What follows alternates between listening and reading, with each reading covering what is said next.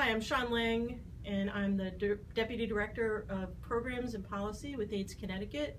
We are Connecticut's only statewide organization whose sole focus is HIV and AIDS, and we've been around for well over 20 years.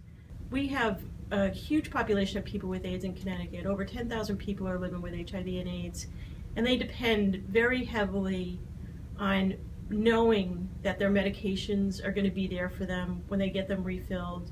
They depend on the insurance company not changing their formulary midstream. For folks living with HIV and AIDS and other chronic diseases, changing your medication can't just be life-changing, but it could be life-threatening. Folks have different strains of the HIV virus, and their doctors work hard to figure out which combination of the medical therapies are going to work for them.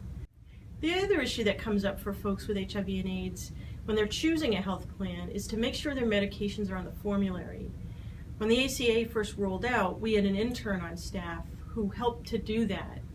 And it was one of the most tedious processes I've ever seen. I had to teach myself how to do it first, and to slog through pages and pages on web pages to get to the different plans and the different formularies, and then figure out where their medications were in terms of tiers on the formularies, what kind of co-pays there were going to be.